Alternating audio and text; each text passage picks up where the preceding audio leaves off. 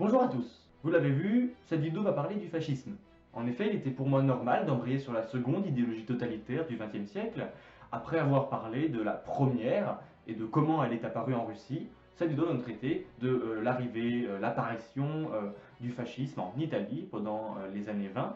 Il s'agira donc d'un sujet plus long, vu qu'il s'est étalé sur plusieurs années, donc plus complexe. Alors cette vidéo sera moins détaillée, moins focalisée sur les événements réellement, bien qu'il y en aura, qui se sont produits à cette époque, puisqu'il y en a plus et il serait compliqué d'apporter toutes les nuances et tous les détails. Ainsi, si la période vous intéresse, je ne peux que vous conseiller de faire vos propres recherches.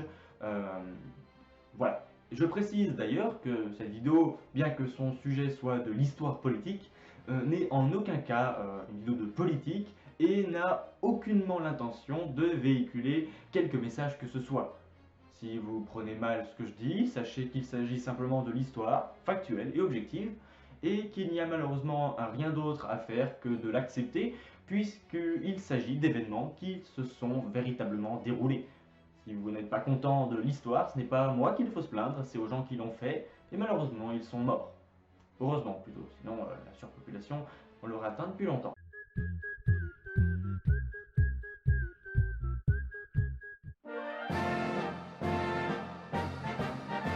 Le récit débute donc à la fin de la Première Guerre mondiale.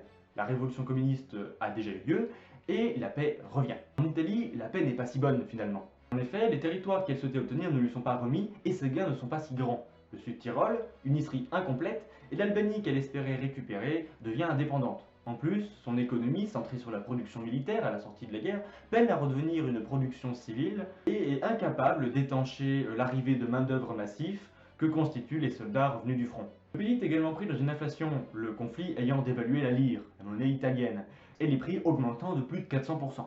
Des chômeurs aux bourgeois, aucun Italien ne se satisfait, et compte tenu de l'exemple russe, la peur d'un remake dans leur pays grandit et conduit à des répressions violentes en cas de désordre. La ville de Fiume, Rijeka aujourd'hui, et la crise du même nom, est un point important car elle montre la volonté des nationalistes italiens de tendre vers l'irrédentisme, mouvement légitimant l'annexion de territoires sous prétexte qu'ils ont historiquement fait partie du pays un jour. L'écrivain et poète Gabriele D'Annunzio installe à Fiume un gouvernement révolutionnaire voulant rattacher la ville à l'Italie, alors même que les troupes des alliés victorieux y sont présentes. Bien sûr, un échec, le gouvernement italien faisant lui-même blocus sur la ville. Gabriele D'Annunzio a un parcours politique étonnant, puisqu'il fut membre de partis d'extrême droite comme d'extrême gauche, en plus de soutenir les fascistes, rappelant que les deux extrêmes ne sont finalement pas si différents. Au tournant des années 20, la population la plus mécontente concernant cette paix est celle des anciens combattants. Gabriele D'Annunzio parla de victoire mutilée. De ce mécontentement émergent des organisations regroupant ces mêmes anciens combattants, recueillant les arditi, diminutif de répartie d'assalto, constituant un corps spécial des troupes d'assaut. Ils jugent tous que leur sacrifice et leur courage n'ont pas obtenu la reconnaissance qu'ils méritaient. Les associations sont formées, notamment à Rome, par des artistes futuristes, un mouvement artistique d'avant-garde exaltant la modernité et proche des fascistes. Bien que ce rapprochement soit unilatéral, puisque ces mêmes fascistes considéreront ces futuristes plus tard comme faisant partie de l'art dégénéré. À ce moment vont apparaître les faisceaux de combat. Le 12 mars 1919, Benito Mussolini, via son journal Il Popolo d'Italia, organise une réunion qui mènera à la création du faisceau milanais de combat, dirigé par Mussolini, Vecchi et Michel Bianchi, ce dernier ancien socialiste et anarchiste. De même pour Mussolini, qui fut socialiste et à la tête du journal Avanti. En fait, même au début de la fondation de son second journal, et malgré son expulsion du PSI, Mussolini se réclamait encore du syndicalisme révolutionnaire ainsi que de l'interventionnisme de gauche, et multipliait les références à la Révolution française et à la Commune de Paris. En Italie, il faut bien comprendre que la formation du fascisme découle aussi de problématiques sociales, la plupart des fascistes venant de mouvances de gauche. En bref, la frontière entre coco et facho est pas née. Quelques jours plus tard, le 23 mars 1919, alors que le mouvement prend de l'ampleur, est décidé un programme à Milan qui regroupe autant les idées nationalistes que socialistes. Sont également créés les faisceaux italiens de combat qui reprennent les symboles des arditi, par exemple la chemise noire et la tête de mort. Le mouvement est assez ambigu, car il se définit comme parti de l'ordre tout en prônant des méthodes révolutionnaires et contre-révolutionnaires. paradoxal. Il est apprécié des milieux conservateurs, riches et bourgeois, mais également de gauche, liés à la provenance politique de ses principaux éléments. En quelques mois, les faisceaux se répandent. Ce que l'on appelle les squadristi vont débuter un combat contre les socialistes, allant même jusqu'à attaquer l'ancien journal de Mussolini. Durant 2 années, le pays voit les fascistes et les socialistes se livrer une guerre de violence politique. Le gouvernement, incapable de les stopper, va pencher en faveur des fascistes. Les forces locales, de la gendarmerie à l'armée, en passant par la police, soutiendront les faisceaux. Le développement des fascistes est aidé par le financement des classes aisées, propriétaires fonciers et banquiers, voyant que leurs actions diminuent grandement les grèves et autres occupations d'usines. Le mouvement, en octobre 1929, est même intégré au bloc constitutionnel formé par le gouvernement italien, et l'armée favorise les officiers démobilisés rejoignant les faisceaux. C'est donc rapidement que se développe le mouvement, la présence de sa force paramilitaire lui donnant l'avantage lors de ses affrontements contre les socialistes. C'est au nord du pays, dans les vallées du Pô, d'Émilie et de Toscane, que la détermination à combattre les socialistes est la plus grande, afin de briser la lutte sociale des braccianti, paysans sans terre travaillant par nécessité sur celle des autres. Dans cette lutte, le gouvernement italien, officiellement neutre, soutient en réalité les fascistes, comme dit précédemment. En effet, la peur était à la révolution communiste, mais la contre-révolution menée par Mussolini a totalement empêché le même scénario qu'en Russie. En 1921, le 12 novembre, est fondé le PNF, ou Parti national fasciste, reprenant l'emblème du faisceau de licteurs, objet symbolique datant de l'Antiquité romaine, et porté par les licteurs, montrant le pouvoir de contraindre et de punir.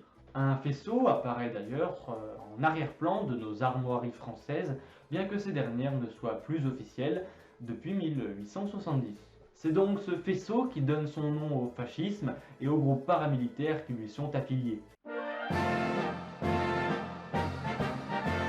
Avant, dans l'année, en mai 1921, lors des élections, les fascistes soutiennent toujours la coalition gouvernementale et obtiennent ainsi une trentaine de sièges sur les 275 de cette dite coalition.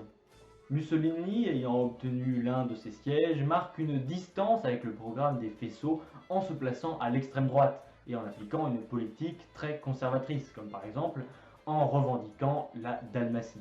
Mais en se rapprochant des partis socialistes, comme le PPI, Parti populaire italien, et en promettant des aides aux syndicats comme la CGIL, Confédération Générale Italienne du Travail.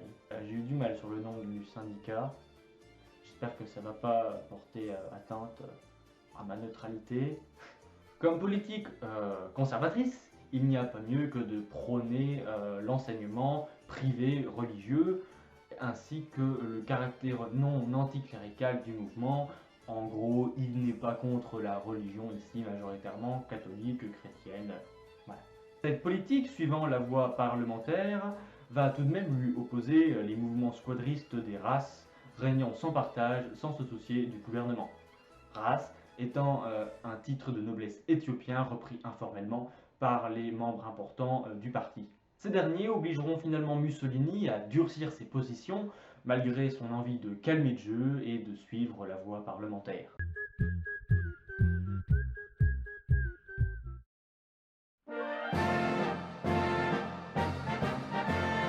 Victoire sur victoire, les tentatives de grève sont anéanties violemment les unes après les autres, et le parti gagne en popularité, la population jugeant qu'il est le seul à pouvoir remettre de l'ordre dans le pays. Mais parfois la résistance d'antifascistes réussit, comme à Parme en août contre une attaque des squadristes.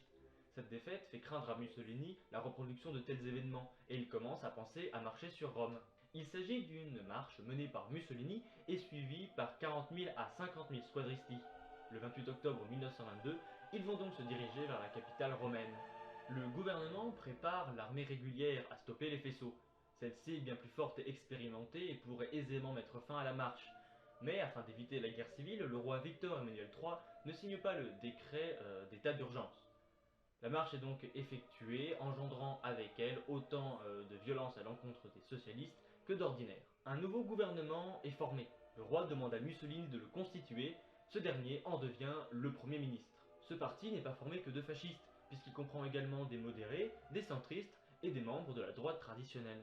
En 1923, la loi Acerbo, du nom du politicien et sous-secrétaire Giacomo Acerbo, réforme le système électoral, ce qui permet au parti d'obtenir une victoire importante en avril 1924.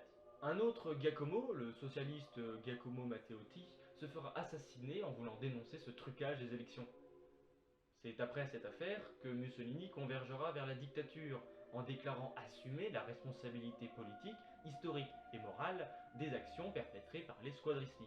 Il y a d'ailleurs une citation de Mussolini, je la connais pas par cœur donc je vais la paraphraser, qui résume bien la situation, c'est qu'en gros, si les fascistes sont des criminels, et bien dans ce cas, il est le chef de cette bande de criminels. On peut dire que si les communistes sont des connards hypocrites, au moins les fascistes ont la sympathie d'être des connards sincères. Est-ce que c'est une bonne chose tout compte fait? Le gouvernement fasciste tend ainsi vers la dictature. En 1926, les lois fascistissimes instaurent le parti unique, la censure de la presse et une police secrète est créée, l'OVRA, ou Organisation des vigilances et répression de l'antifascisme. Bon, il y a plusieurs variantes de ce nom, mais en gros ça veut dire la même chose. En 1926, également, les organes démocratiques des communes sont supprimés. Les fascistes sont donc arrivés au pouvoir démocratiquement en Italie, puis ont enterré la démocratie comme le fera Hitler et les nazis la décennie suivante. Et voilà comment les fascistes sont arrivés au pouvoir en Italie. Un gouvernement libéral faible, une paix considérée comme injuste, une économie en ruine, et la peur d'une révolution communiste. Cette vidéo est donc à présent terminée, et avec elle notre petite série sur l'apparition des idéologies totalitaires au XXe siècle, car finalement il n'y a que ces deux-là. Le nazisme étant une variante du fascisme. Il sera bien entendu traité dans une série de 3 vidéos, car le sujet est beaucoup plus complexe et j'ai envie de le détailler un maximum. En attendant, si cette vidéo vous a plu, je ne peux que vous conseiller de mettre un pouce bleu, et si vous ne voulez pas rater la suite, de vous abonner et bien entendu d'activer la cloche. Moi je vous dis à la prochaine, au revoir.